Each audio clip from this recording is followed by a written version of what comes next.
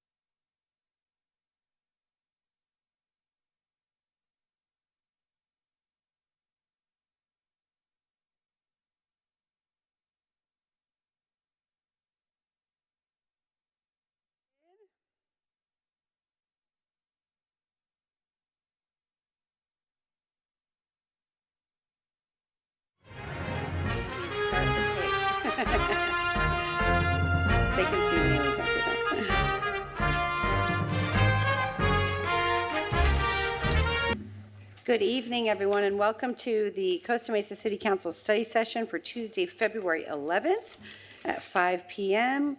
Can I please have everyone stand and join me in the Pledge of Allegiance?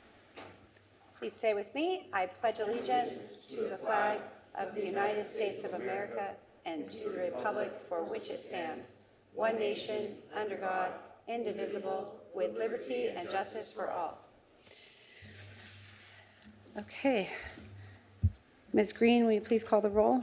Thank you. Let the record reflect that all council members are present except Councilmember Marr and Guinness.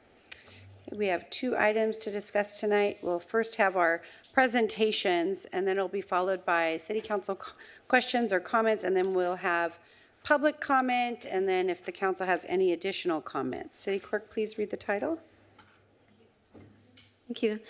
Fiscal year 2019-20 mid-year review of operating budget. Presentation by Ms. Telford, Finance Director. Ms. Telford? Good evening, Madam Mayor, members of the City Council. I am here tonight to present to you the mid-year report for fiscal year 2019-20. I will apologize in advance. I am a smidge under the weather, but we will power through, so I apologize if I have any coughing or sniffles. As I start with the sniffles, sorry. Just stay over there. All right. So right now, we are working on 2 years at once. We just closed out the fiscal year 18-19 audit, which we presented to you earlier in January. We have also been closely monitoring the pacing for the fiscal year 19-20 general fund to stay on top of spending and revenue pacing. And we're also in the budget development phase for fiscal year 2021. Throughout this presentation, we reviewed the budget pacing for general fund for December 31st, 2019. And as you know, we often take an opportunity at mid-year to evaluate operations, and if funding is available, try to address some of the challenges that departments may be facing. We are proposing certain budget adjustments as well as staffing changes to address some of these challenges, which we'll go over a little bit later on in the presentation. So some overall observations. As I mentioned, we've been conducting detailed analyses each month in order to monitor our budgets more closely. This is one of the biggest changes that we've made in the finance department over the past 18 months. As of December, budget to actuals appear to be favorable at this time. Some revenues are pacing higher than expected, while some are likely to come in under budget. Overtime is also pacing higher than budgeted. However, the increased revenues will likely offset some of these higher costs. And while all of this is good news, we are remaining cautious as we continue monitoring the last 6 months of the fiscal year. And as always, our goal is to remain fiscally conservative as we work with the departments in developing the 2021 budget. So now let's get into some of the details.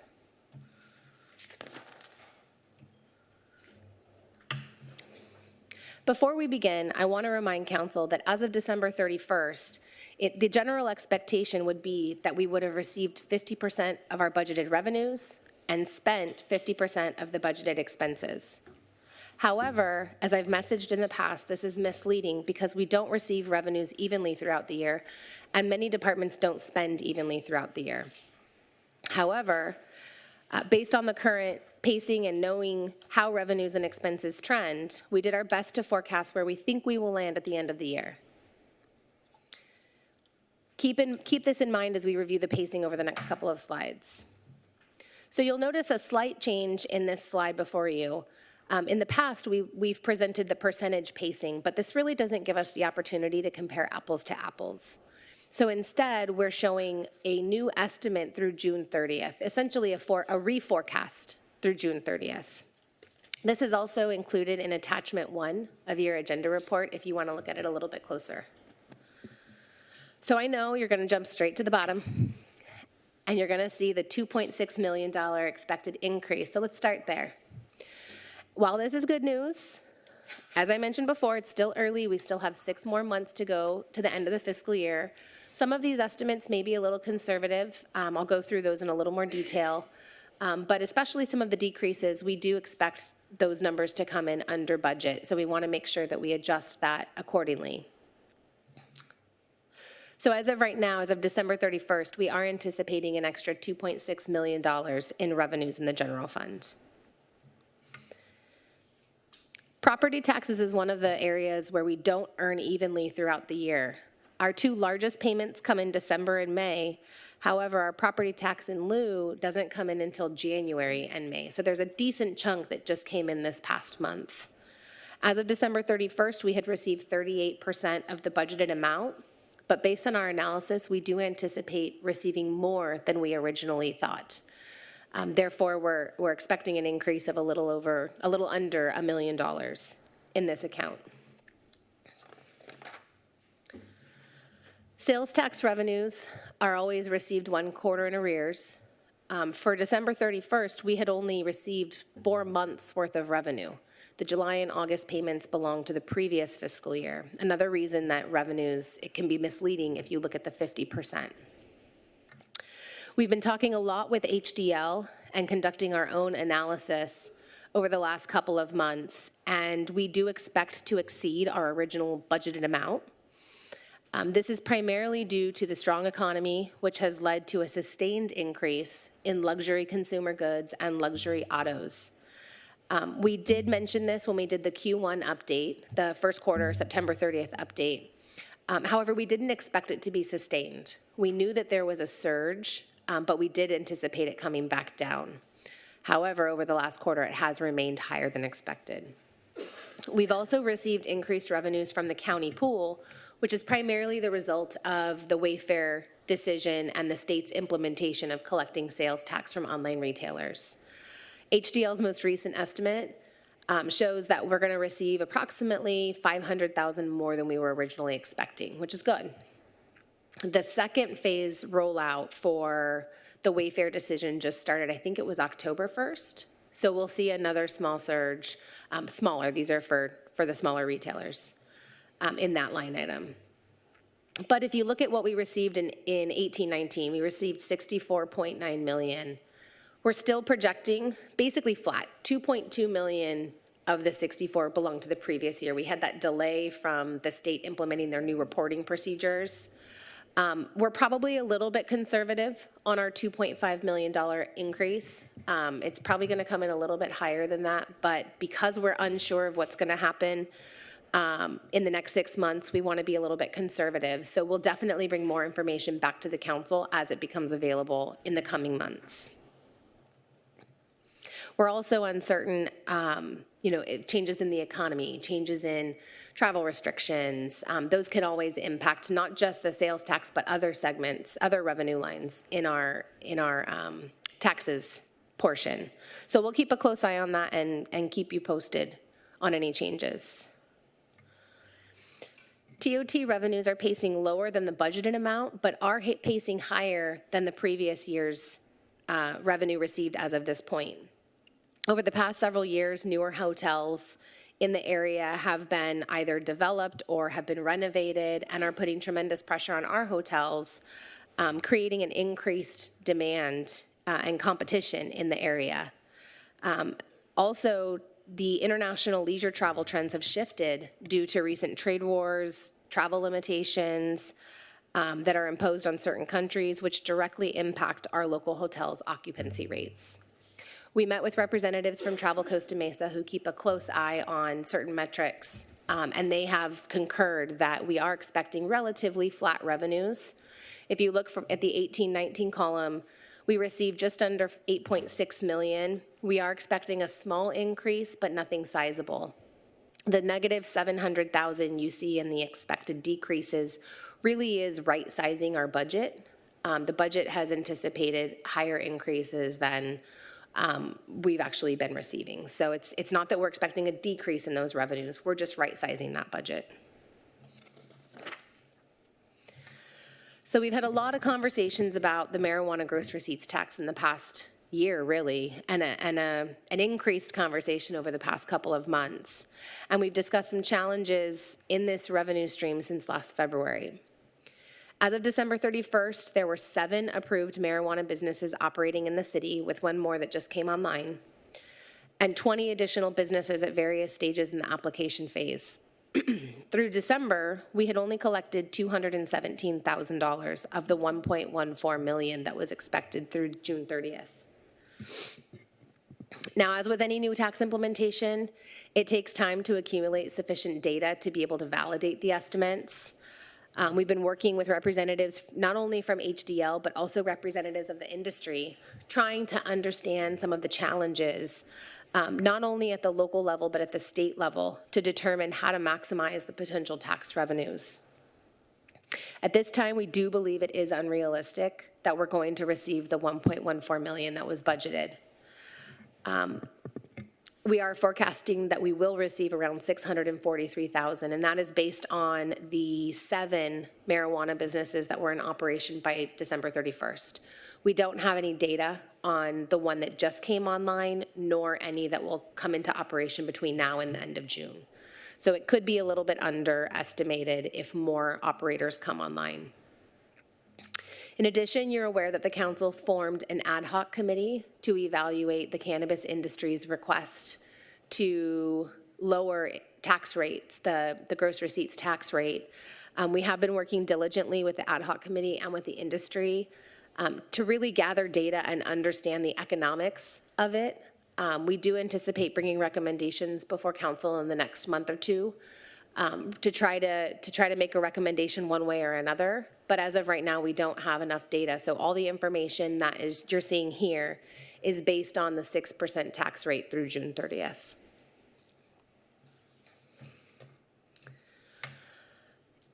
I'm gonna come back to that one in a second. The paramedic transportation program, as you can see, we've received, or we've earned, this one's a little different, we've earned $2 million out of the $3.4 million budget, which is definitely over the 50% that we would expect at this point. When we budgeted this amount, we had very little data last year. If you remember, this started September 1st, 2018. Now we have a good year worth of data. So we are working with the fire department and with our billing administrator to really understand the revenue stream, the delays in collections. We're definitely looking like we're going to exceed the $3.4 million. We just aren't sure by how much. So we'll bring back further information on this line item as we gather more information through the budget development process. But overall, it appears to be doing very well. And then the other government revenues where you see the increase of 101 and the fees and charges for services where you see the increase of 188,000. These are small increases that we are recommending to recognize revenues related to police and fire services that are provided to third parties. For fire, for instance, it's going out on the strike teams that gets reimbursed by the state. And then for both police and fire, it's related to special events that happen throughout the city that we get reimbursed for. The revenue increases here is just recognizing the revenue for services that have already been provided through June 30th, or I'm sorry, through December 31st. And you'll see a corresponding increase when we get to the expense side.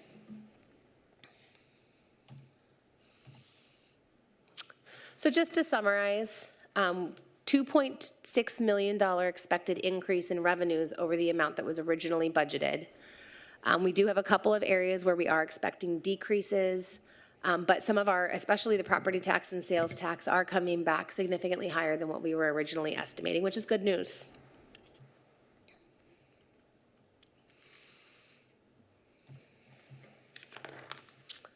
All right, expenditures.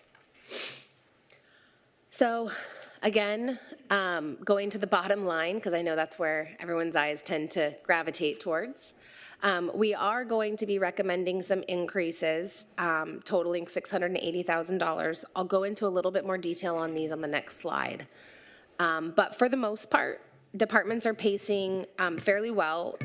We've spent in the general fund $74 million as of December 31st, which is about 54% of the budgeted expenditures. We do expect to spend the remaining balance before June 30th. The areas where most departments are pacing a little bit high, that's expected because of, paying the CalPERS, a portion of the pensions in advance. It's because of services that we have in the fall that we don't have in the spring. For The police department and fire department, I did mention that there was a corresponding revenue and appropriation.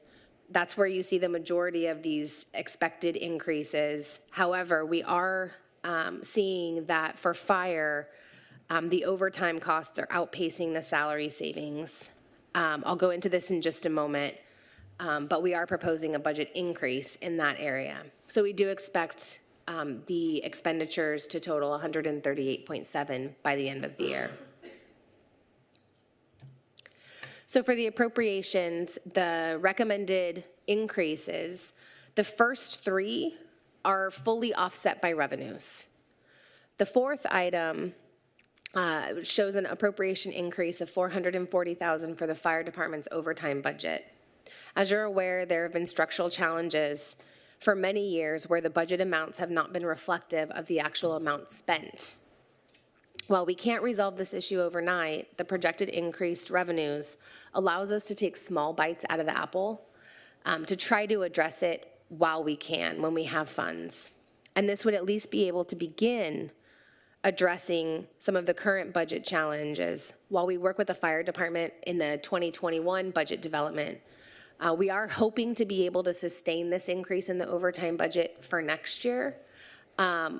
And that would be sustained through the ongoing revenue increases. But we at least want to give them a little bit of money while we have the increased revenues this year to help them with those challenges.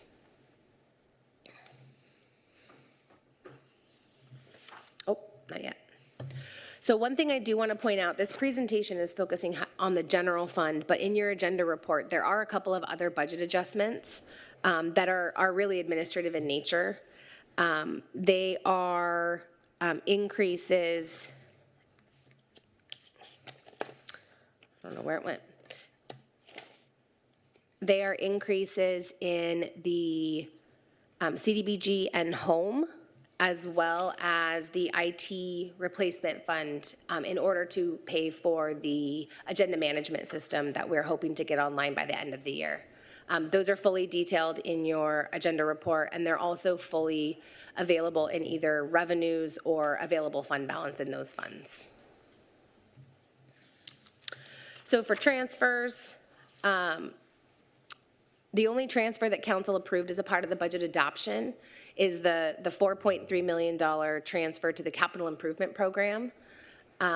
Because we do this transfer in accounting every quarter, we have transferred 50% of that budgeted amount. You'll also recall that council approved an appropriation in November for the purchase of vehicles and the replacement of the L3 system for the police department. That's down in the bottom, total transfers, approved use of reserves.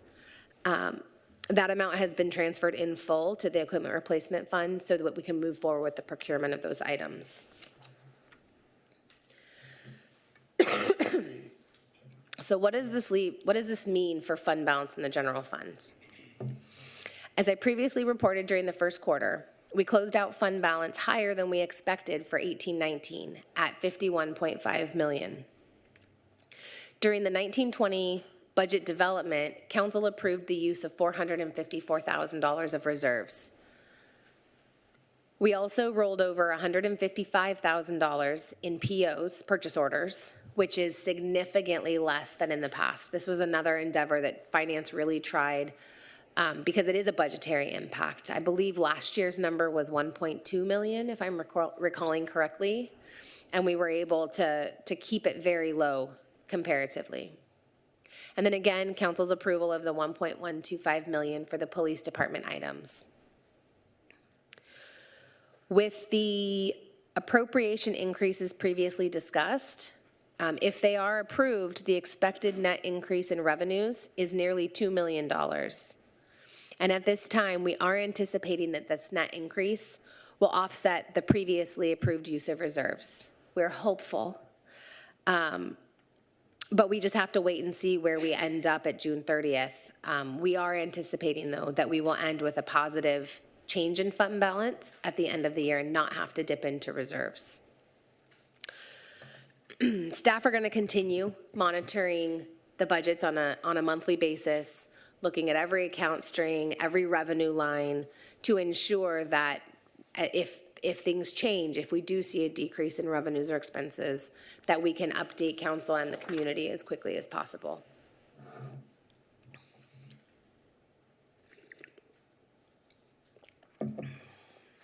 So I mentioned that during mid-year, we take an opportunity to reflect on some of the challenges that departments may have, and if resources are available, we try to address those during our mid-year review. So some of the challenges that the departments have had relate to staffing. We're in the middle of budget development, and the police department's management analyst is currently a part-time employee. It's the largest department. It's over a $50 million budget with 212 employees, just the full-time employees. And it's 35% of the general fund's budget. As we move into the 2021 budget development, it's necessary to move this position into a full-time position to allow for enough time and hours, not only to do budget development, but also to do budget monitoring. This individual also does the grant management for the department. She's actively seeking opportunities and putting in applications. She works with the finance department on the grant reimbursements on a quarterly or monthly basis. And this has really started to impact the police department's ability to look at their budgets on a regular basis and really keep up with the department's finances. For that reason, we are recommending converting this part-time position to full-time. The additional cost for this current fiscal year is $14,000 and can be funded through the department's salary savings. The estimated increase on an annual basis is around $42,000, and if approved, it will be budgeted in the 2021 budget and beyond. Another department that has started having some challenges is the city manager's office. As you're aware, they've been working on a lot of special projects that include the disposition of the Fairview Developmental Center, developing the citywide emergency operations plan, and pursuing the development of active transportation infrastructure. In addition, the homeless outreach and homeless shelter oversight has been transitioned to the city manager's office. And as such, the budgeting, purchasing, and other administrative responsibilities related to program management are going to be provided by the city manager's office. Many of these projects are some of the city council's highest goals and objectives. And in order to ensure timely completion of these projects, additional resources are needed. The city manager's office currently has a vacant part-time management analyst position, and the department is requesting to convert the part-time position to full-time in order to provide the necessary assistance that they need. The estimated costs, again, are right around $15,000 for this current fiscal year and can be funded through the salary savings in this position. The annual increase is expected to be $59,000, and if approved, will be included in the 2021 budget. And then we've all had conversations about the human resources challenge and the high priority of filling vacancies and recruiting. The HR department is continuing to have challenges. They have 8 full-time employees, but the services that the department provides to the departments includes recruitment, risk management, benefit management, and personnel service to all of the city's departments. They're also responsible for the negotiation of all employee contracts and the implementation of new requirements such as citywide employee trainings. In recent years, the city has had nearly 50 vacancies and are in need of being filled, and there are not enough resources in the HR department to conduct recruitments, leaving some vacancies open for extended periods of time. Providing for this additional HR analyst that's being requested, would allow the city to fill vacancies more quickly and would provide the much-needed support for other functions that the HR department needs. This is also one of the City Council goals under Goal 6, Good Government and Community Engagement, to prioritize speed and efficiency in our recruitment efforts to get closer to fuller staffing. The estimated cost for this position is $41,000 through June 30th and can be funded through salary savings in the city manager's office budget. The estimated annual increase is estimated at $164,000, and if approved, would be included in the 2021 budget. So what's next? Staff will continue to analyze monthly financial results as we move into the third quarter, and will assist the departments in addressing issues early so we can ensure the city comes in within the budgeted amounts by the end of the year. There is still a need to address increasing costs anticipated in the coming years. We need to be proactive in looking for ways to address these costs. In the coming months, we will be working with the Finance and Pension Advisory Committee to evaluate possible ballot measures, such as TOT and business license. And we have already begun the citywide fee study, and we'll be bringing those recommendations back to City Council in the spring. But it is important that we continue to identify revenue-generating measures. As we've said time and time again, our goal is to eliminate the taxpayers subsidizing businesses in the community. We are also working on recasting the 5-year outlook to evaluate strategies to address projected shortfalls, if there are any, and so that we can be proactive as we start the 2021 budget development process. That concludes my presentation on the operating budget. I will hand it off to Raja for the capital. Mr. Sethuraman?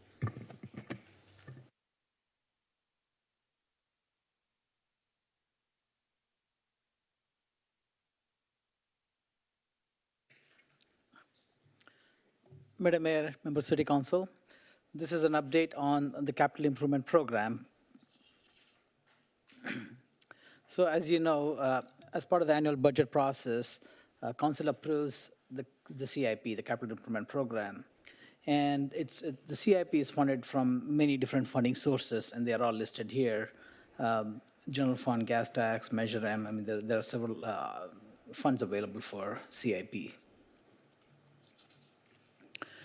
We have categorized the projects in 5 different groups: facilities, parks, parkway medians, and streets and transportation.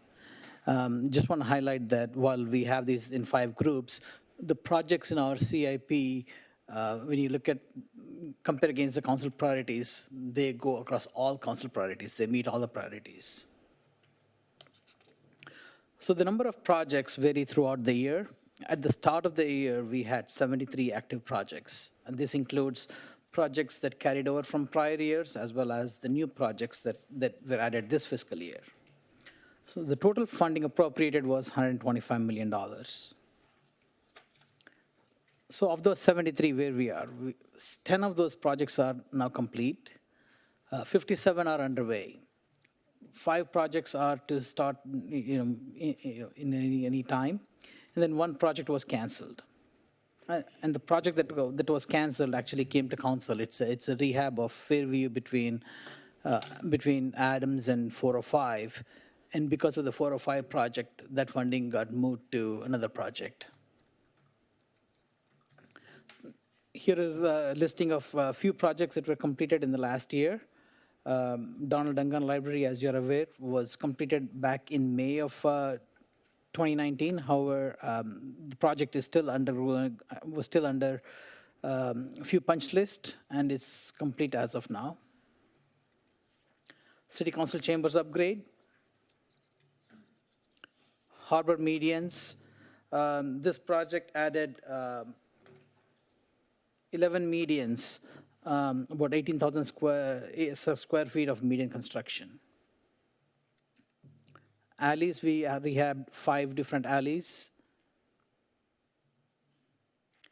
Here is an example of a rehab project. It's MacArthur Rehab. You can see the before and after picture of this one. Bike racks. We installed bike racks at many different city facilities and parks. What's coming up? We have the Norma Herzog Community Center that's under construction, with expected completion by summer of this year. Lions Park Playground. I'll go a little bit more detail into this one. Councilmember Reynolds asked some questions about the status of this project, so I'll elaborate a little bit more on this project. As you're aware, the conceptual design work for this project was initiated back in 2018, early 2018. We had the first neighborhood meeting on January 2019. After that, City Council approved consultant services for final design of the project on February 5, 2019. We conducted extensive community outreach surveys on park elements, on equipment, and we did this in February and March of 2019. We had a second meeting with the neighborhood on March 9th. Finally, Parks, Arts, and Community Services Commission approved the conceptual layout, playground equipment, and landscape plan at their meeting on April 25, 2019. And here is the layout of the playground portion of the project. And here are all the equipments that are going into this park. As you can see, a lot of these were developed based on extensive input, like I said, community input. We received 468 survey responses, which is pretty amazing. And 2 meetings, we discussed all these different equipment and selected what needs to go into this park. As for the status, the design is now complete. The project is currently in the bid phase. We expect to come to you for award of the project in March and complete by late summer of 2020. Other projects are the bridge shelter. The design is nearing completion. Merrimack Way multipurpose trail. This also design is getting near completion. We hope to get this out to bid in March, April timeframe. The elevators modernization. We should be getting bids next Monday. And the charging stations, they should be done by the end of this, at the City Hall. They should be complete by the end of this year. As I mentioned, there are many other projects that are underway, and here is just a listing of few of those projects. So we are working hard in getting these to completion as well. So if there are any questions, I can answer them. Council, any questions? Please ask for the queue. I don't see any names in the queue. I put my name in, and I think you recognize me already. It's on too. Is everybody's mic? Hold on. Yep.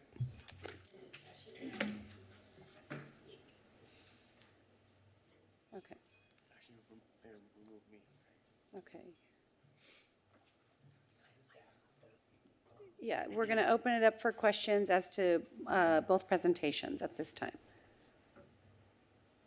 Councilman Mansour. Okay. Mr. Setharaman, you mentioned the one project, Fairview between Baker and 405. So that project has nothing to do with the project I think you had mentioned a while back as people are exiting or leaving Stater Brothers on Fairview, and they could go obviously north on Fairview, or they could cut across traffic and go south, but that was dangerous. We had traffic accidents and so forth. Are we still putting a median or making changes there? Yes, Councilmember Mansour, that's a separate project. We have a separate project for Fairview between Adams and Baker. So that project addresses the concern that you expressed. So it adds medians on Fairview. It adds a signal at the apartment that's right between Fairview and Baker. And it also includes rehab of that portion of Fairview. In addition to that, we are adding bicycle improvements to that section. So it's a comprehensive project, and that's the design is complete. We are waiting on Caltrans to give us authorization to proceed on that one. So we hope to get that soon, and that should be underway. Okay, thank you. And then one quick question, or actually just comment from Ms. Telford. I appreciate the update, and I agree with you on the 2.6 million. This is not going to be free money if it even materializes. I know it's projected and estimated and so forth. I think there's going to be demands on it.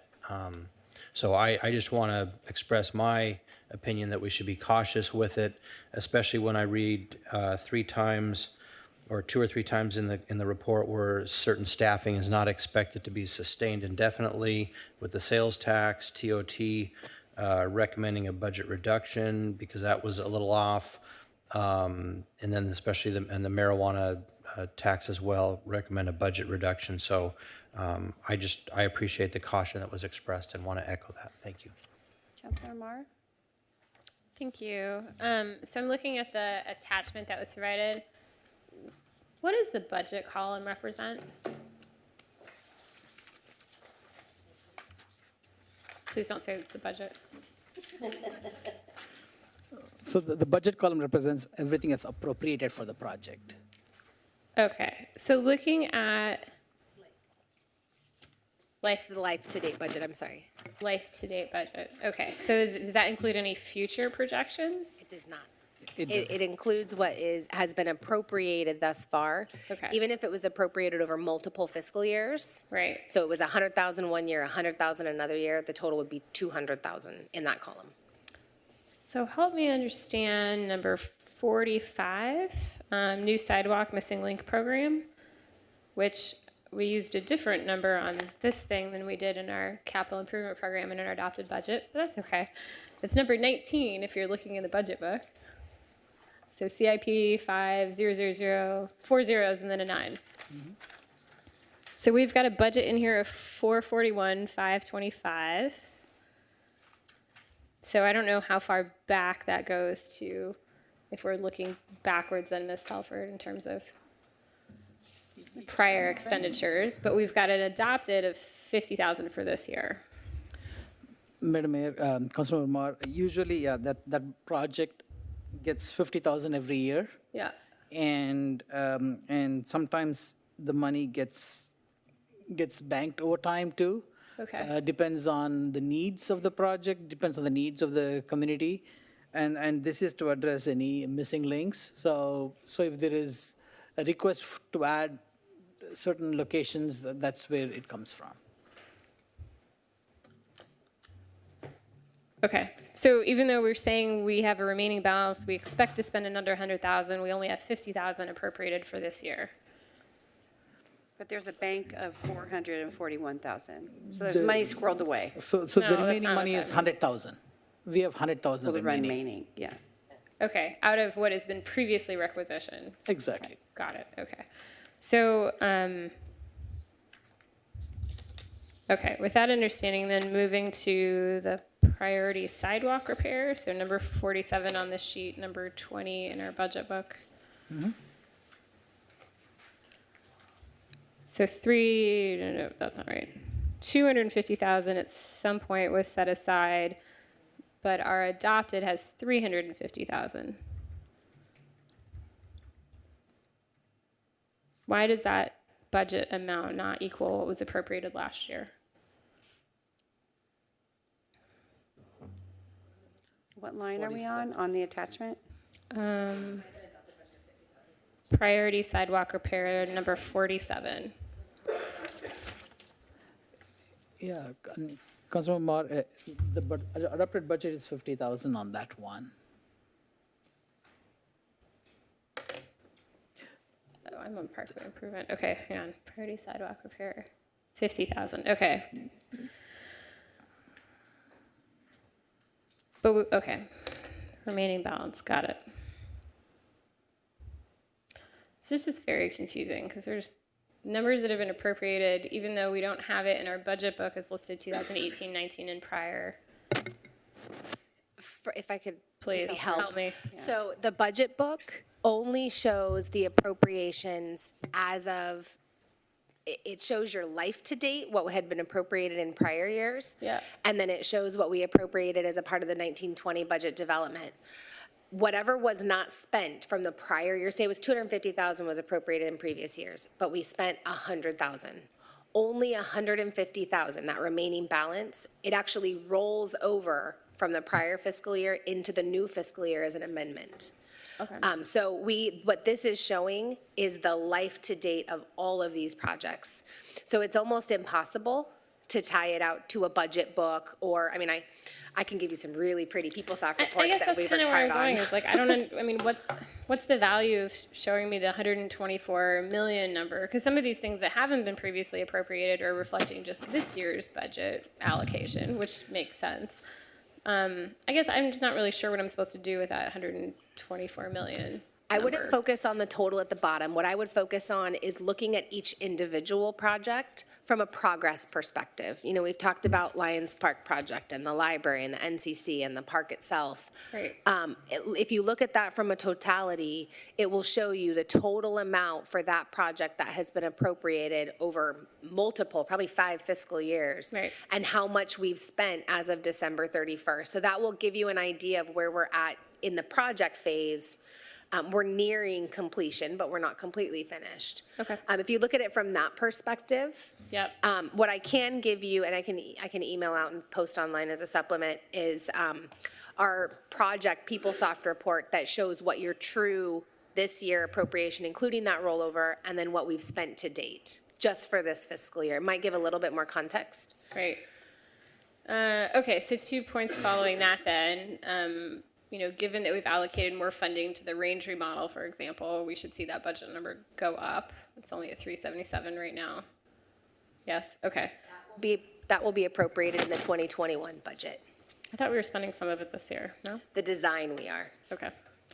And then the last 2 pieces. So the downtown aquatic center pool replaster, it looks like we've got 0 spent so far of that project. I had understood last year when we were talking about that was fairly urgent, that repair.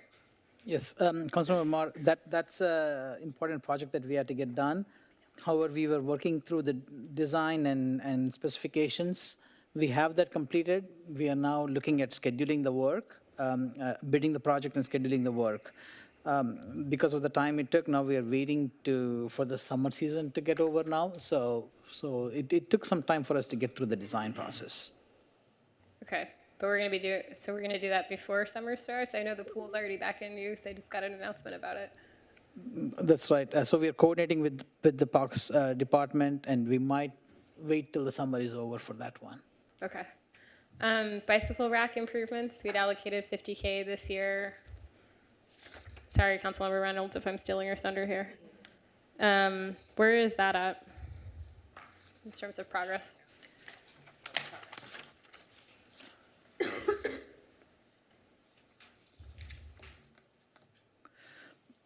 So, Councilmember Mar, we had a couple of bike projects. One is bicycle racks at city facilities, and there was another one for citywide bike rack improvements.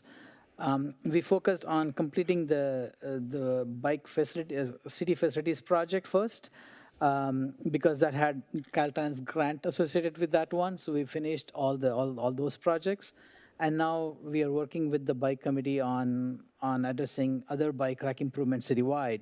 And we were, even at the last meeting, we were talking about coming up with a list of locations citywide in the commercial areas, and also working with the Chamber of Commerce to implement bike racks at different, in front of different stores as needed. So we're creating a list and then go with that. Okay. I think that's it. I think the only thing I would add is the EOC. I know this is a priority for the city manager, and we've been talking about emergency operations quite a bit up here lately. So, you know, we haven't touched that 150,000. It says in progress, but I imagine we haven't touched that 150,000 yet that we appropriated for this year, and we already have another 150 that we were hoping to spend next year. So hopefully that can get moved up on the priority list.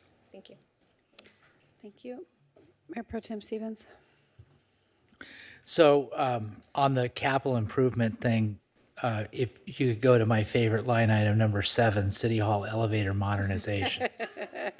So I recall distinctly that $700,000, while a lot of these projects, by the way, if not the vast majority of them, as you pointed out, Raja, there's different buckets where we get money for grants and so forth and so on.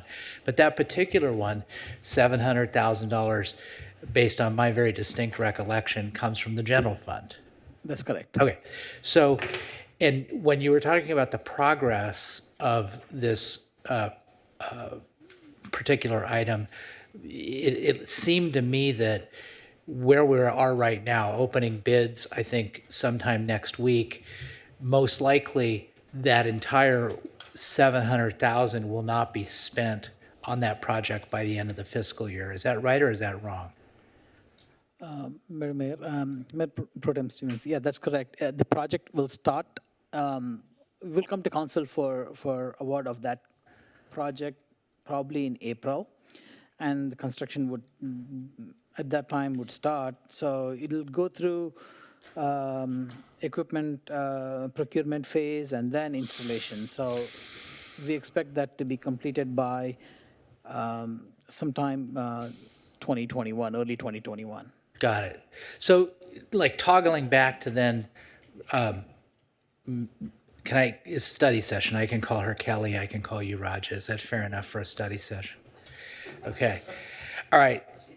So Kelly, if we have a project like that that's coming from the general fund as opposed to grant money and so forth, why don't we make budget adjustments to reflect a different reality than we expected in the budget? So in other words, why wouldn't we say at this stage, well, because that project's going to be delayed, we're going to recognize, whatever the number is, $200,000 in this budget year, and we're going to then recognize, $500,000 in the next year, and that would have the cascading effect that some of these other adjustments have made when you've made them in the previous slides.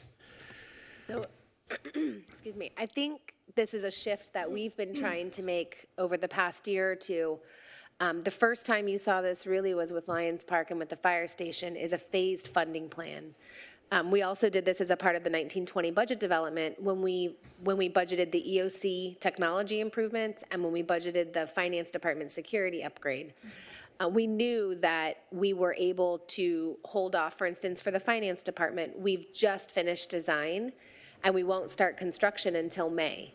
So we know we're not going to spend the full amount of the project costs by June 30th, so we did implement a phased approach. But it is different than what the city has done in the past. For these kinds of projects, the city has historically budgeted the total project costs in one fiscal year to ensure that there is adequate funding to see that project through to completion. This is something that the city manager and I have been discussing with the public services director from a strategy perspective to be able to make the dollar go further. So for the existing projects, I wouldn't recommend an adjustment of any kind to maybe move money back just because it won't be spent, because then you're going to need to, it's an exercise in accounting. You're moving money back and forth. But for future budget developments, and as we move into the 2021 budget development, this is something that we're looking at for all capital projects, is when is it likely that those projects are going to start? And if they're not going to start until later in the year, doing a phased funding approach, or if they're not even likely to start the following year, we keep them in the 5-year but not appropriate for them in that budget cycle. Yeah, Mayor Pro Tem Stevens, some projects, you want to ensure that you have funding secured for the whole project. There is, for the elevators, for example, you cannot stop that project midway. You have to see through the entire project. Whereas some other projects, you can do part of a work now, and if there is a funding problem, you could figure out a way to phase it. So it's you have to go on a project by project basis, and also we were hoping to get further along on this project. Again, we had some internal issues that resulted in delay of this project. But however, our intention is generally to start the project and finish it in the fiscal year. Okay. Now, a couple of questions on Kelly's presentation. So, on your presentation, can you please go to slide 5?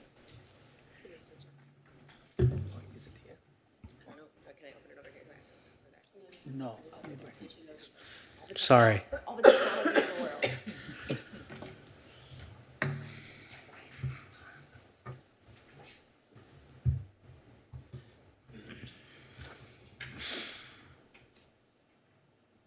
Okay, good. So,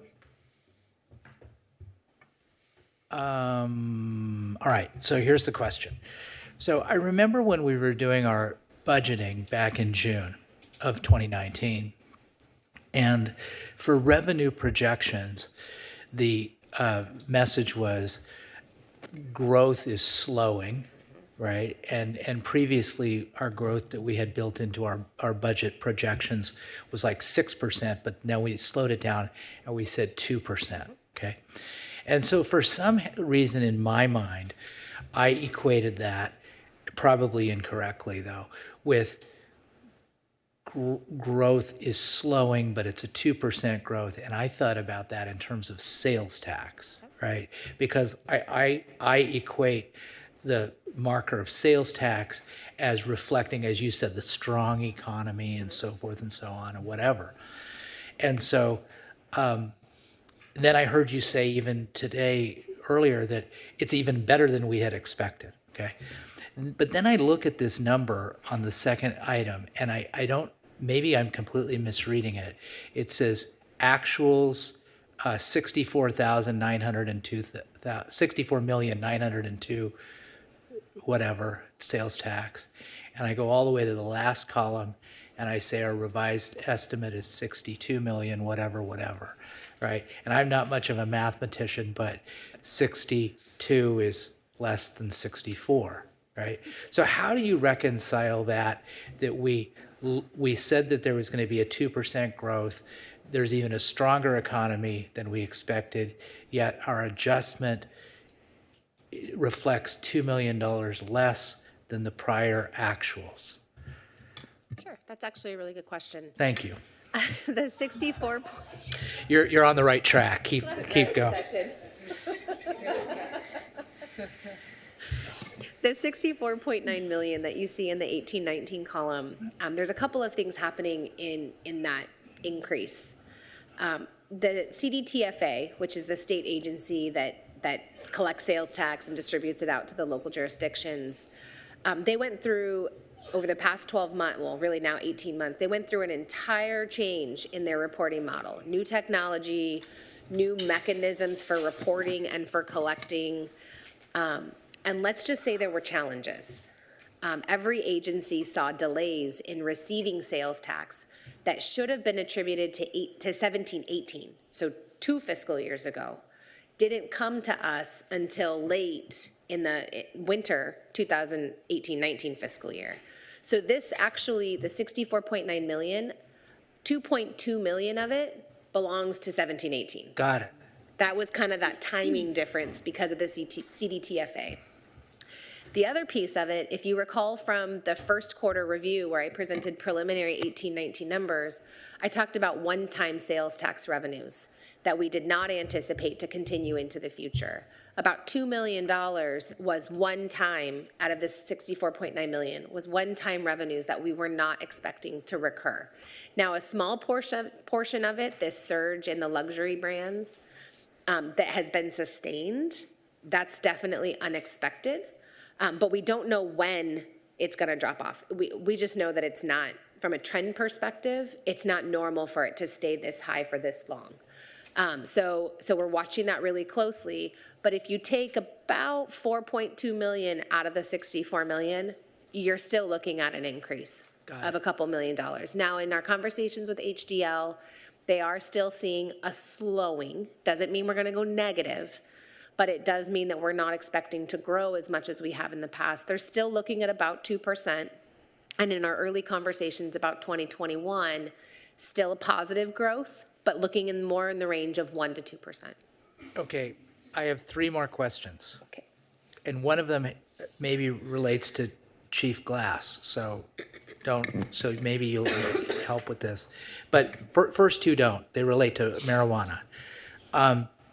So we have, I think you said 7 operators have begun, and then 1 is the big one, the healing plant that really hasn't gotten going. And then there's, I can't remember whether it's 34 or 29 operators that we've had licensed. So that's still a relatively small proportion of licensees that are, or permittees that are operating. First question is, how many Measure X permittees do we anticipate are going to become operational by the end of the year? So end of the fiscal year. This is probably a better question for the Development Services Director, but the last number that I heard was 1, maybe 2. 2 more? Yeah. Maybe 2 more? Does that sound about right? Okay. Now, then the next question is maybe for the Barry in this informal setting. Why? I mean, why is it that we have so many licensees or permittees and we have so few operators? You know, I've heard theories before, but every month we have more data. So what's our latest answer on that one?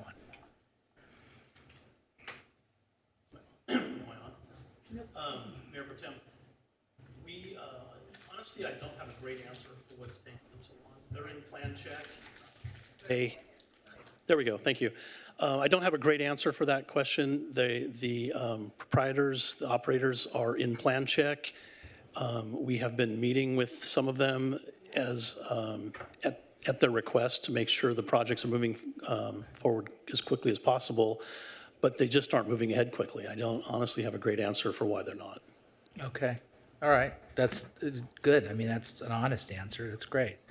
So now the final question I have has to do with the police department. So I was talking to a guy today, and I just happened to be talking, and this could be for the police department or anybody who can answer this question, Susan or Lorianne or whoever can answer this question. I was just talking to a guy today, and he was talking about the difference in the proportion of police officers in New York City compared to Los Angeles. And he was saying that there's something like 45,000 police officers in New York City for a relatively smaller area. And compared to like 9,000 in Los Angeles, the city of Los Angeles, for a much greater area. And we were talking about a topic, I can't really get into it because it's confidential, but that topic came up, and it got me to thinking. I know for the purposes of our budget, it really is a moot point because we haven't been able to recruit and hire all the way up to our staffing number. But, you know, have we ever, or when was the last time, or does it make sense to do that type of analysis for Costa Mesa where we say, in proportion to our land and in proportion to our population and proportion to the population that we expect to be after we do all these RENA units, what is the right number for our sworn officers, you know, as opposed to just, you know, the number that we've been kind of living with for years because we inherited it and we can't reach it because of recruiting challenges? So I cannot speak on LA or New York. Those are huge organizations and so many other responsibilities and things going on. There are different methods that are used by agencies to try to come up with a factor of what they believe their sworn staffing should be. As an agency for Costa Mesa, we have not had an official evaluation done, except for back in 2011 when we had the management partners evaluation that was done as part of consolidation and different things the city had going on at that time. But usually we would look at population, but that's not a solid just by itself. You'd look at workload, you'd look at availability of officers out in the field. So we haven't had an official study. It's something that we have been talking about over the last month on some other projects, trying to identify truly what our staffing should be if we were ever to pursue that and want to fully identify it. Right. Okay. Thank you. Councilmember Reynolds? Yeah, I was hoping the others would knock out some of my questions. Okay, Kelly, I was going to start with you since you were already here. Or maybe you can answer from there. So my sense from your report is that you feel, you know, you will remain cautious, but you feel pretty good about this year based on what you're seeing halfway through the year. Is that fair? Yeah, I think this council knows that I usually tend to stay on the conservative side. If I present increases in projections, I feel pretty good about those. I do think that they're definitely on the conservative side. I do suspect sales tax is going to come in a little bit higher than I'm forecasting, but I really want to see what happens the next 6 months and give us that little bit of padding just in case we do see an economy shift in any way. And we only have 4 months. We only have sales tax through October, right? Correct. Okay. It's, Yes. Yeah. It's 2 months. We get it 2 months delayed. So we still have 8 months to receive, with January all the way through August to receive sales tax for this fiscal year. Okay, so one of my questions I think I shot to maybe the city manager while sitting at home with the flu was sort of concerns about the scares around coronavirus and how that might impact South Coast Plaza, right? One of our biggest revenue sources. I know they've been impacted by the kind of travel restrictions, some past immigration issues with the city. Do we have any sense of whether we think there's any impact there with reduced travel from China, which I think is one of our biggest markets? I think it would be disingenuous to say that there's no concern, but at this point, we don't see a significant concern. I think we're early enough in the coronavirus issue. It's too soon to know what the impact could be. We'll be able to see over the next couple of months. It'll take a while if there is an impact to see it. So I don't anticipate it happening this fiscal year. If there were an issue, I would anticipate seeing it either towards the tail end of the fiscal year or into the next fiscal year. Okay. Just to respond to that, because I've actually spoken with executives at the plaza specifically about this, and they haven't seen any decrease in anything. It's a very unique type of customer that they have. So, of course, the hotels have maybe had a decrease, but they haven't. They don't think that this is going to have any significance whatsoever. They have seen impacts from the travel restrictions or like rhetoric from the city, right? That didn't support internationals visiting, but they haven't and adjust. But they haven't seen impacts from that. Right. Okay. Okay, that's good to know. Do you?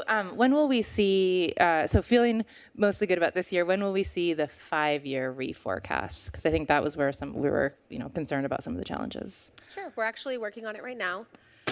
We've already forecasted 2021's revenues, but because we're in the middle of the budget development process, the departments are still pulling together their revenue estimates for fees, and we're working on the development impact fee estimates.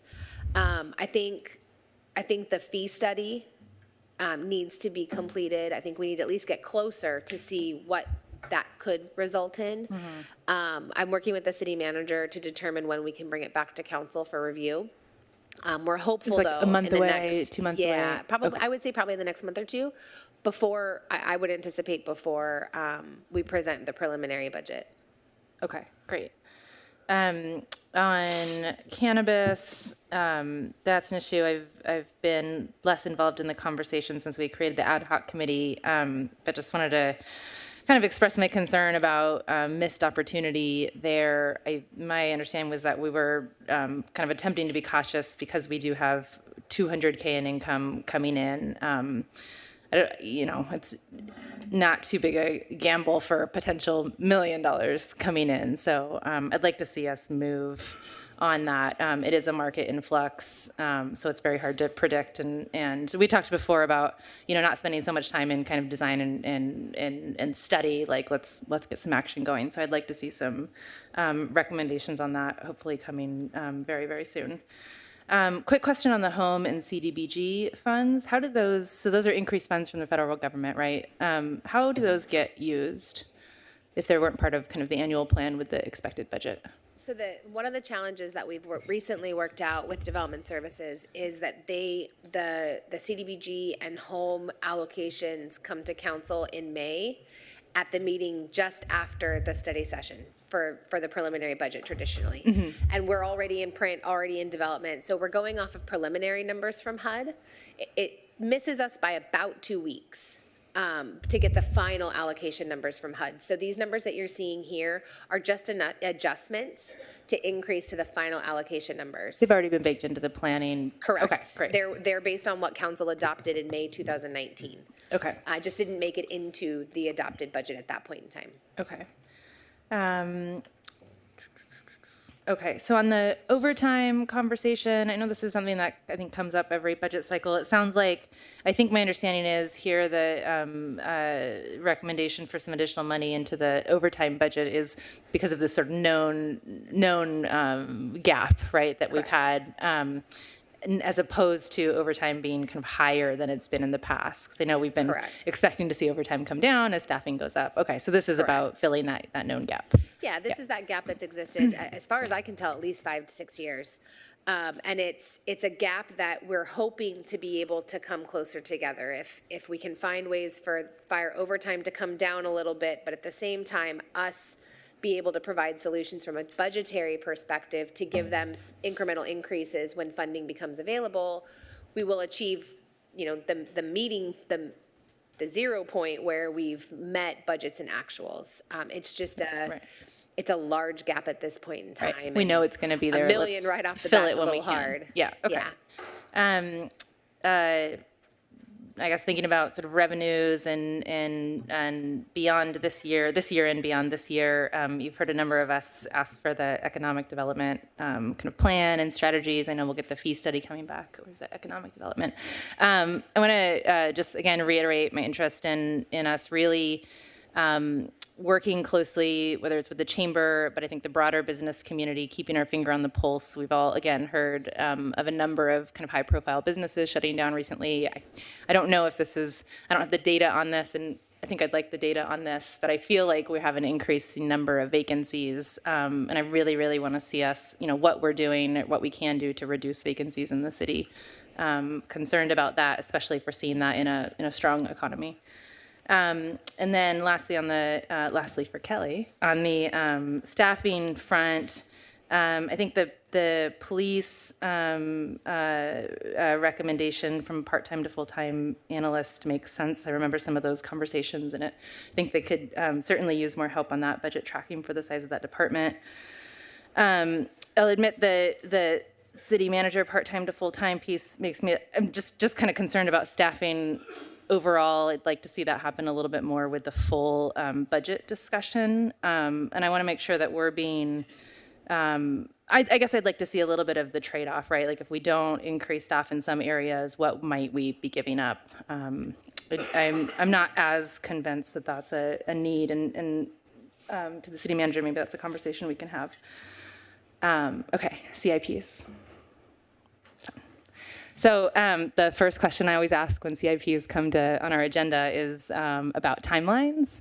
So I'd love to see a little bit more information. I see things that are, underway or in progress, but some of those things like the skate park redesign, I think has been, I don't think that budget has changed since before I was on the Parks Commission. So I'd really like to see, and I know there's so much that changed throughout the year for different reasons, but I spend a lot of time trying to answer questions and get information on the status of things. So if there's a way we can have some kind of, whether it's a monthly or a little bit more frequent and dynamic, public, simple, I don't think I even need all the budget information, just like when do we expect, what phase is a project in, when do we expect it to be done? I think that would actually save us a lot of time in the communication. Okay, thank you, Councilmember Marr, for asking about some of my favorite subjects. The bike rack program, I know you mentioned working with the committee on locations for that. One of the discussions there was a commercial bike rack program, and I thought there were some sort of legal questions. If we need council input on that, I'd love to hear. I think there's been a lot of look at where we can put bike racks in public locations. We're hearing back from the committee that it would be really helpful to have bike racks in front of commercial properties, right? Would be on private property. On our test ride for the donut ride on February 16th at 2 p.m., we went to 7 different donut shops and none of them had bike racks in front of them, for example. So I think there's a lot of opportunity to get more bike racks out there, and I think we needed to close the gap a little bit on whether we can facilitate that, right? Ms. Barlow, I think the question is whether or not the city is allowed to pay for bike racks on private property, and that was a question that was asked. I think I was still on the bike committee when we talked about that, so it's been a while. So if we could get an answer to that finally, that'd be really appreciated, so we can put that one, check the box on that one. Yes, ma'am. Thank you. And I've seen in other cities, I don't know if this is an alternative or an additional strategy, other cities have like sponsored bike racks, and we're talking about $200. I hate to see us spend like too much legal time analyzing something that's really not a lot of cost. It's not legal, we can't do it, that's the issue. No, that's what I'm saying, let's make a decision. Yeah. let's see, we covered the sidewalk piece. Yeah, and again, so I was surprised to see kind of this backlog of money that hadn't been used for sidewalk missing links. There's lots and lots and lots of missing links, and if what we need is to be, have a better feedback mechanism from the public about where we need missing links, that's very easy to do. So. Mr. Seth Rahman, I don't think that's the issue. Can you explain? Yes, Madam Mayor. Councilmember Reynolds, usually you'll be seeing very soon an award for a parkway improvement program. Actually, so we wait to consolidate all the sidewalks and we award at the same time. So you'll be seeing that coming up very soon, actually. So the design is done for many of the parkways in our city, but if there's an emergency repair, we take care of it right away using the priority sidewalk repair project. But if there is a way we can combine its economies of scale, it makes sense for us to combine into a larger project, and that's what we do. So you'll be seeing that coming to you for award. And we'll spend pretty much all that money that's there. Okay, good. What is the status of the skate park design? So, Madam Mayor, Councilmember Reynolds, the skate park is, we have a very preliminary concept plan, and we want to meet with stakeholders, interested people on that one, to refine that, and then have community outreach meetings. So we are waiting to schedule that. We are working to schedule that, sorry.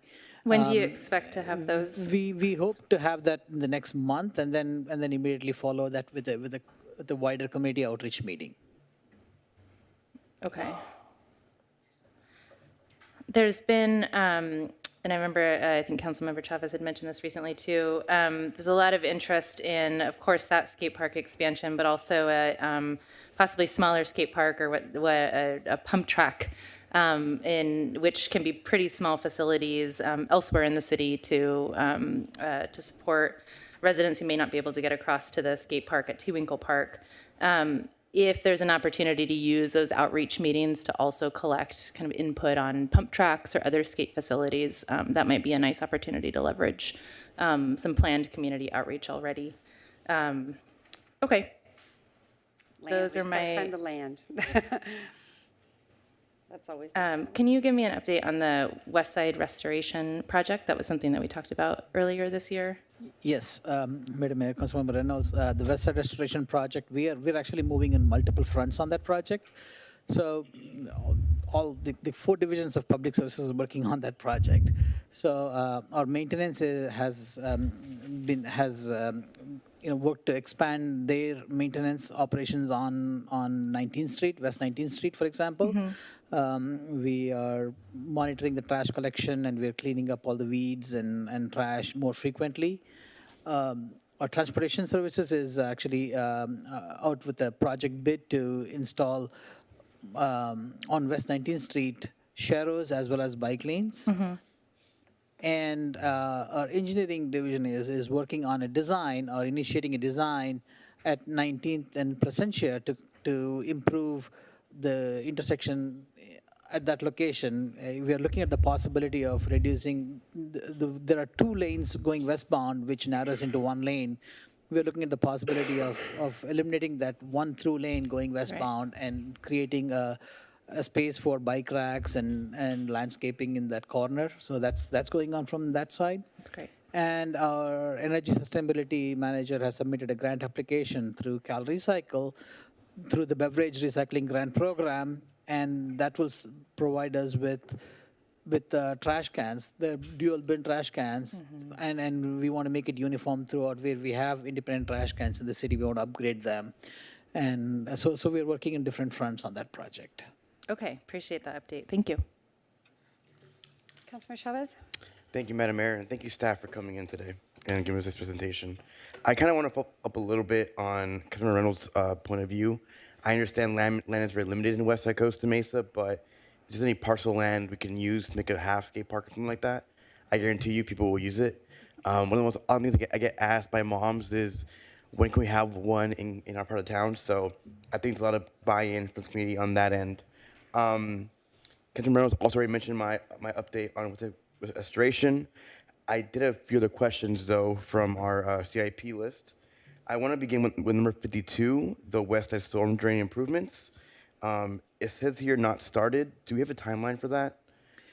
Yes, Madam Mayor, Councilmember Chavez, we are initiating actually, the project is out for bid right now. We're soliciting bids for a citywide storm drain master plan update. Okay. And that would give us basically a blueprint of what needs to be done in terms of storm drain improvements citywide.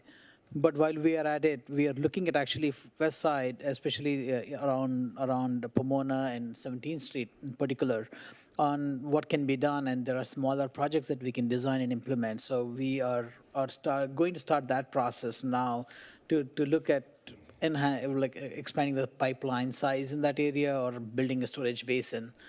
So we are in that process also. So as I mentioned, there are some projects that we had to get done over the last few months, and we had some staffing. We now are pretty much up to full staff, so we're working on these projects. You want to just comment on that?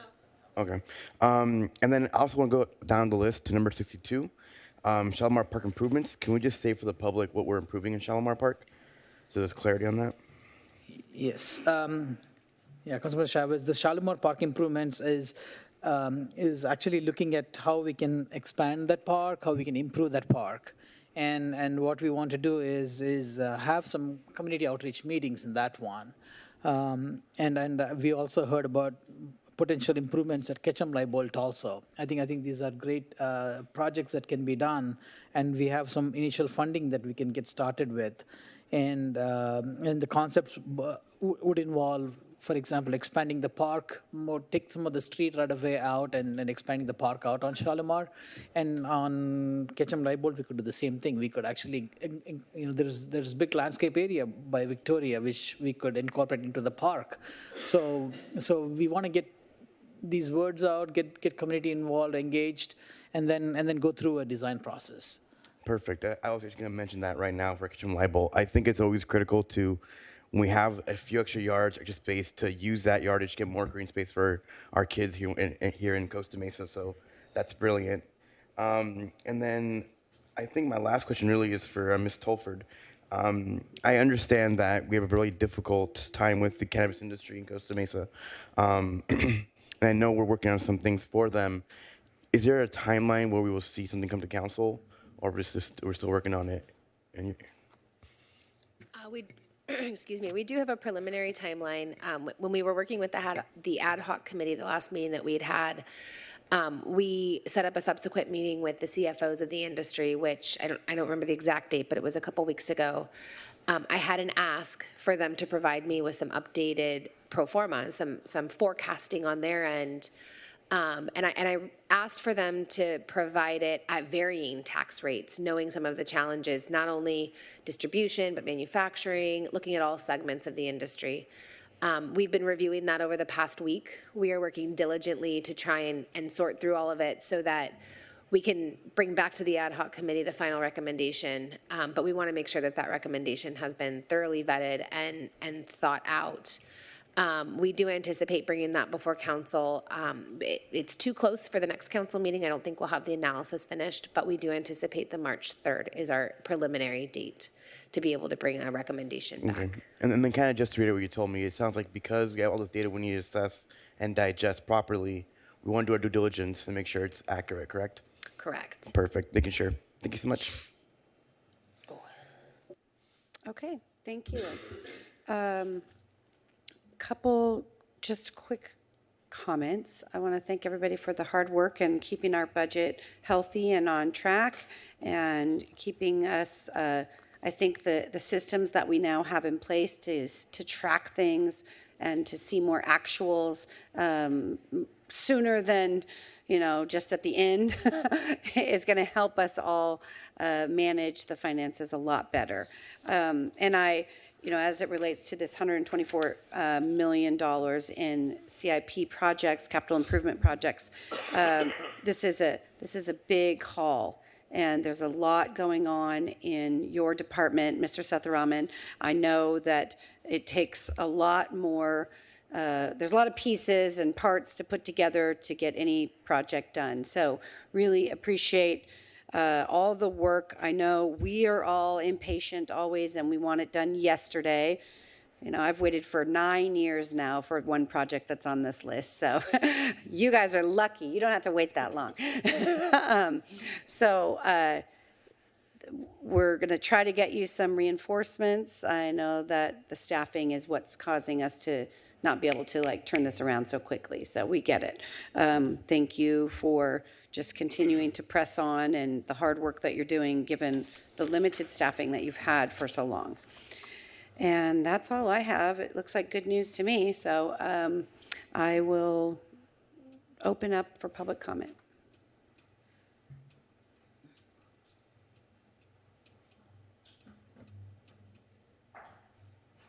Oh, I'm sorry. Before that, Ms. Farrell Harrison, do you want to comment now or after public comment? Okay. Sorry. Sorry, Mr. Taboda. We will anxiously await for what you would like to say, Mr. Taboda, but I did want to respond to some of the comments. First, I wanted to thank staff for putting this presentation together. The mid-year update is an important time during the city's budget process. It's a look back at what happened last year, assessing what's happening as we're in the budget, determining if we need to make any immediate changes. Do we need to pivot and turn? Do we stay the course? What kind of trends are we seeing? Because this analysis really gives us the foundation for building next year's budget, along with the actuals for last year. So we do exactly what you were saying, Mayor Pro Tem Stevens, as we look at last year and say, sales tax came in better, but what are the different component pieces and why? Can we count on that going forward? What does it mean for this year? What does it mean for next year? So we're doing that exercise for basically all of the revenues and all of the expenses too. So it's a pretty in-depth analysis. This is a very short recap of the extensive analysis that it entails. So I feel good about where we are as of mid-year. I do believe that we need to be cautious. This is going to set the stage for the conversations regarding next year and the next 5 years. And so I look at these numbers, just so you know, I can't help it. Probably much to staff's chagrin. I look at these numbers exceedingly carefully in an enormous amount of detail because I feel like it's my responsibility, obviously, to you as your city manager to be able to feel comfortable with these numbers and give you as accurate a prediction as we can, knowing that this can change tomorrow. It probably will already be different as of tomorrow, and so we'll just keep monitoring it until we bring the budget for next year. As to some of the questions that were raised, as it relates to the financial part of the presentation and revenues for next year, we do have to remain cautious as it relates to some of these categories. And so we'll keep a very close eye on that. And if we think that anything is changing significantly, we'll definitely bring that back. I'm hoping to have information for you in as early as April, ideally, in terms of additional trending that we're seeing to inform the budget discussions. And so we'll keep monitoring that, as well as police and fire, some of the overtime spending that we're experiencing, things of that nature. In terms of staffing, so some of the comments that were raised about the staffing are valid comments. And so I think that the challenge for me as a city manager, especially in a new role, and for you as a council is what I find works best in terms of addressing staffing shortages during challenging fiscal times is an incremental approach. We don't have the funding to do wide sweeping changes in staffing to bring on 10, 15 people at a time. And so part of my job is to assess which departments do I feel are struggling the most? Where do we think we can get a lot of extra capacity of output by making some changes now? And I can tell you that these recommendations that we're making were made with that in mind. Clearly, police department is our biggest budget. We have to have full-time analysts analyzing that budget to make sure that it doesn't go over budget significantly. And then if it does, we have the tools to be able to monitor that. But the chief needs that support, as does finance. In the case of human resources, all of the great things that you want us to do on the long list of CIP projects can't get done if we can't hire. There is a significant need in human resources to be able to have some additional bandwidth there for recruitments, for retention, for all of those things, all of the sort of quality of life activities that they put together for employees that make this a special place to work. And so I'm coming to you deliberately with those positions because based on my first 8 months here, I feel like this is a significant need. We also have priorities in the city manager's office that are coming directly from the conversations I'm having with you. And so, again, these are all very deliberate recommendations. There will be more during the budget making process, but these are the ones where we feel if we want to achieve certain goals by certain timeframes and we want to make a significant difference in our departments, we need these positions, hopefully. And so I'm hoping that you will concur with that. And then in terms of police staffing in particular, Mayor Pro Tem Stevens, you raised that in comparisons to other cities. And for every city, the challenge is always going to be that affordability aspect, along with the metrics from FBI or other industry best practices in terms of what ratios of staffing you should have. Cities that are larger usually have many different multiple funding sources that allow you to add staffing to the budget in other funds. And so, for example, I'll speak to Long Beach because it's a big city, and it was at one point the 5th largest city in the state. We could fund police officers for the port, for the airport, for the water department, for the gas department, and the redevelopment agency, the housing authority. And so many different funding sources, not to mention all of the federal and state grants that larger cities will get because of population-driven metrics, which we don't quite meet. And so whether it's Homeland Security or it's other funding sources, even having an airport helped. And so cities that are larger have many other physical assets and enterprises and utilities that you can use to help create a more well-rounded staffing complement within a city and actually be able to maximize the uses of restricted funds for the security of those assets, which then helps the city as a whole. I mean, it's a great way to force multiply. And for smaller cities or mid-sized cities like us, where it's tougher to do that when our largest revenue source is really the general fund. And so it's always tough to strike that affordability balance with the staffing ratios. But I think our police department, obviously we all believe this, they do a great job with the staffing that we have. And I think over the next few years, we'll be looking to, and I'll be making recommendations, assuming I last that long, to be able to right size in some departments or get us closer to some more ideal staffing levels. But larger cities have other assets and other population-driven metrics that really assist with that. And so one last point on cannabis too, since that came up, and then I had one thing on CIP. And so for cannabis, I wanted to thank Kelly and Barry because they did sit with the CFOs of all of the cannabis businesses, and we are going to look at their modified business plans and come with a recommendation in March related to that. And so we've been very deliberate about making sure that that moves forward in terms of our due diligence and then analysis.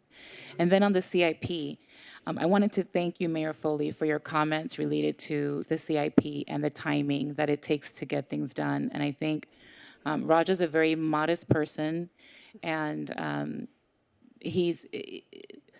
public services is probably one of the departments that in recessions gets hit the most, but the expectations don't change. And the infrastructure of the city is so important because it's our brand. It shows if we're investing in our city. And so the list that we have is pretty ambitious. And there are some projects in there that were very large. We've just achieved some big projects, right, with the library, the fire station, and there are many more to come. And so I am going to ask for your patience, please, with the list, because a CIP is always a multi-year list. It tends to come across as an annual thing because it gets appropriated annually, but really no city ever achieves everything that's appropriated in one year in that year. And so there's always carryover, and it moves on to the next year. So in any year, you're working on previous year's projects that you're still wrapping up. And you may even be starting this year, something from 2 years ago, in addition to starting a priority from this year. And so it's a multi-year animal, and most accounting systems will treat it that way. It actually has multi-year accounting modules built into it. It's because this is a 3-year or a 2-year, or just for staffing purposes, we won't get to it until then. So we'll ask your continued patience on that. Giving us feedback on your priorities is key because we can then make staffing decisions that are consistent with those priorities. So we thank you for that. But I did want to take the opportunity to just thank Public Services for the great work that you're doing and the impact that you're making every day in terms of the projects that we're seeing that are up and running. And you have a very ambitious list, which hopefully in filling some of our vacancies, we can help to whittle down. And so I think those were all of the comments that I wanted to make related to your feedback. This is really important for us. I'm glad that we were able to get this mid-year checkup from you just to see how we're doing and if we're on track. And then there'll be more information as we get further into budget development. I'm meeting with all the departments on their budget requests soon. And I'm working with Kelly and her team, and Susan's involved as well, at looking at all of our CIP requests, all of our staffing requests, and then looking at our trending and seeing, what the affordability is for some of these items, which we'll be bringing to you in a couple of months. So thank you. Thank you. Okay, we're now going to open it up for public comment. 2 minutes? Or 1 minute? 3 minutes or 2 Study minutes? session is 2 minutes. Does wow. anyone, hold on, Mr. Tabota. Does anyone object to us giving Mr. Tabota 3 minutes? Okay, we'll give you 3 minutes, Mr. Tabota. Oh, thank you. A whole 3 minutes. Okay, put this thing to 3 then. I'm There you trying. go. All Give right. me some Thank time. you. Thank you. Thank you. I want to thank, first of all, Kelly. I asked for some additional information for the FIPAC meeting last week, and she gave that copies to all the committee members, so thank you. Also want to thank Finance and Public Services have been pushing for increased visibility, transparency on capital projects. I think this is a good start for capital projects, so thank you on that. I want to let the record show that 3 out of the 5 public people here are FIPAC members. And Beth is an honorary member because she attends most of our meetings. So we get extra credit for that or something. Certainly at the top level, the mid-year looks okay. Increased revenue is good news. But you got to keep that for next year. You got to bank it for next year. You can't spend it between now and June. Several comments also. Legal costs are tracking a little under budget. That's good news. Salary expenses are significantly under budget. That's to be expected. There's 51 vacancies right now. Overtime's been mentioned several times tonight. I've also mentioned that several times prior years. I think progress is being made in trying to manage that, but more progress still needs to be made. The city has already spent 100% of its annual budget through December on overtime. I do have a concern about the city manager mentioned incremental increases. There's been a number of incremental increases on headcount. First, when this budget was approved, there were some additional headcount increases. In the first quarterly review in November, there were some additional headcount increases. The IT study session 2 weeks ago, there were some additional headcount increases approved or will be approved, I'm sure, with that strategic plan getting approved. Today, there's additional budget requests for additional headcount. All these incremental additions add up. And right now, I'm not saying these positions aren't needed, but what I'm concerned about is I don't think people are looking hard enough at how are those going to be funded next year. The budget, as everybody knows, next year can't afford the current headcount, let alone adding headcount. So that needs to be looked at, please. I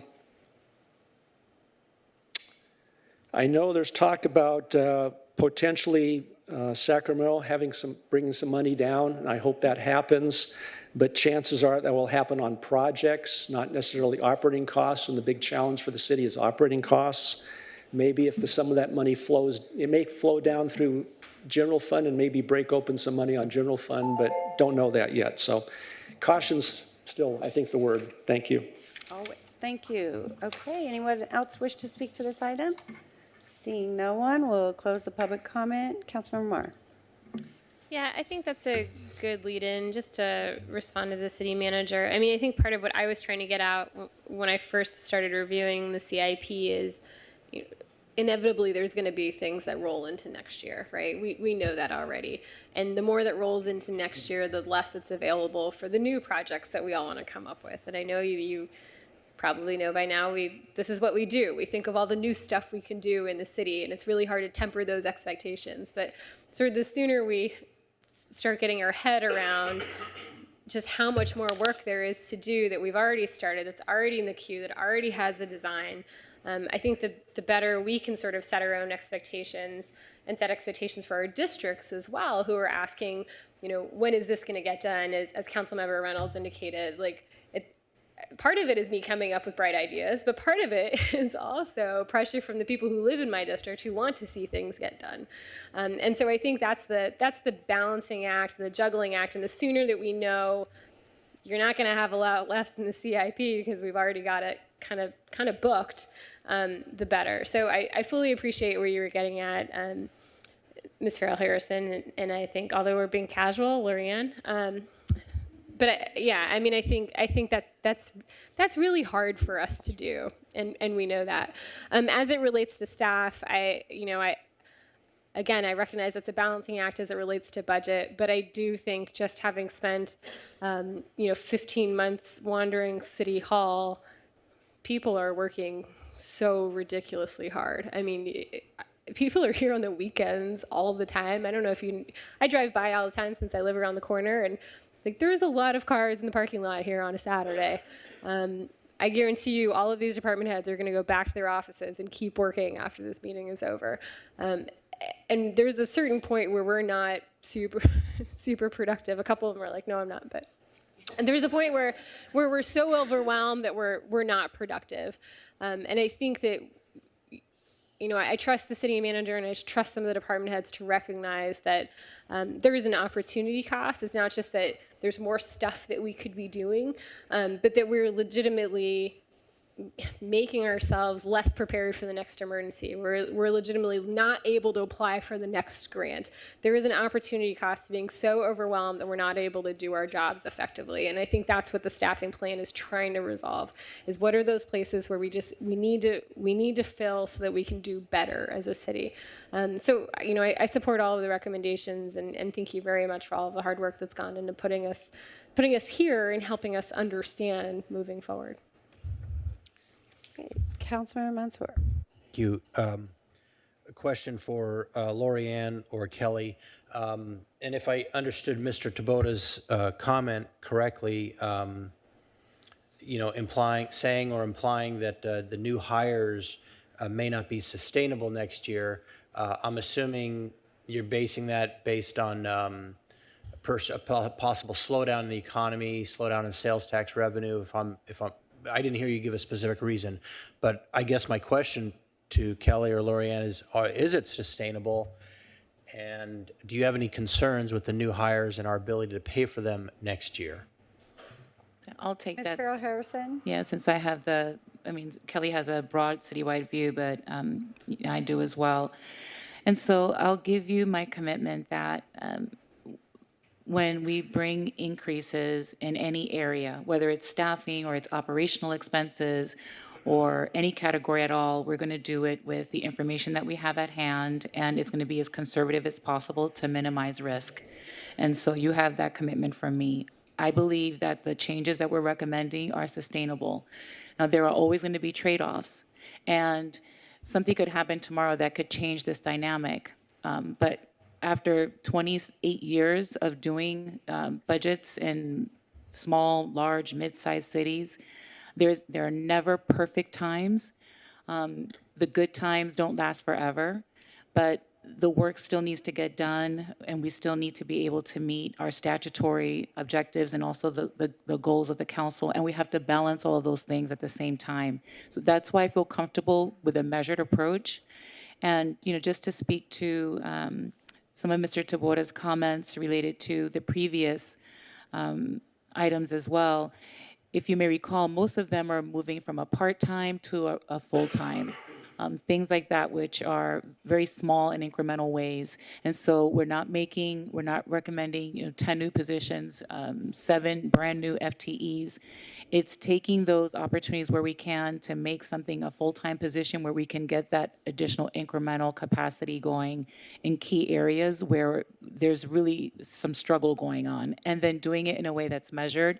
We are seeing better revenue estimates, but I'm also looking at next year. So as we're preparing this and presenting it to you, we're looking at next year and just how it is that we can afford this. And so we have to do this balancing act over time. And I find that having a don't hire anybody else at all because we have financial challenges approach doesn't work, because most cities, unless they just have extraordinary revenue streams, which many cities don't. There's always a challenge with having enough to pay for everything you need to do. Most cities will have to do something. And so everyone's experiencing financial challenges, and you have to balance the challenge with the need and do it in a way that's responsible, that mitigates risks, and that makes sense. And that's basically what we're doing as staff.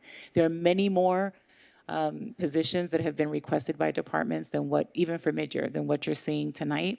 And I'm aware of many more that have been requested for the next year. You will not be seeing many positions. And so, again, it's looking at each department case by case, the risk, the reward, the benefits, but having an approach of we can't hire no more positions, or we can't change our staffing at all because we have financial challenges, then we wouldn't ever be making a staffing recommendation if that was the criteria. And so we're being judicious and cautious and coming to you with the best information that we have right now, and I feel comfortable with the recommendations that we've made thus far, and that they'll have the incremental benefit that we're hoping that they will.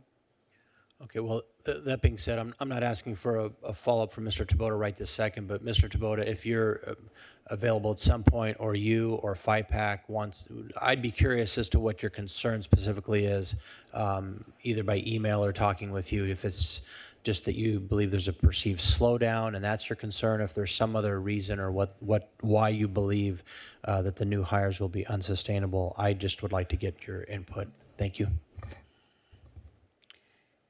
Mayor Pro Tem Stevens. Well, real quick, with respect to Raja and his department, I totally agree with the compliments, and then also that you're humble. You are humble. I think that, you don't get a chance to kind of reflect over many years, but now it's been well over 3 years that I've been on city council, and it's really remarkable how well you guys do of completing projects on budget. Right. And, the timing is somewhat unpredictable, but you come in on budget. And when you think of construction projects in general in the private sector and on our residences, it doesn't even compare. And, that takes a lot of skill. And so I don't want to have us take that for granted. So I thank you for that. As for both Kelly and Lorianne, I really feel a lot of comfort that you're really looking into these numbers and you're working together as a team, and I appreciate that. On these items that what do you call it? FTEs. I trust the city manager. I think we have a really interesting and unique situation where we're bringing in, and now an assistant city manager, but a new city manager with all this experience and all this skill that can take a look at our city sort of objectively and not get kind of trapped into the grooves that you get into over time in a city. And so I think it's a really great opportunity for us, and I'm very, very pleased with the decision that we made to hire Lorianne, and I think we're on the right track. All this information is really great, and I like the analysis that's being done. And I'm not taking anything away from the comments of Mr. Tabota, who I also appreciate, and all the work that the FIPAC does. But I think we have to listen to those, but those comments I feel are baked in to what we're getting from our city manager and our finance director and Raja. So thank you. Okay, well, if there's nothing else, we will adjourn the meeting. Thank you all very much.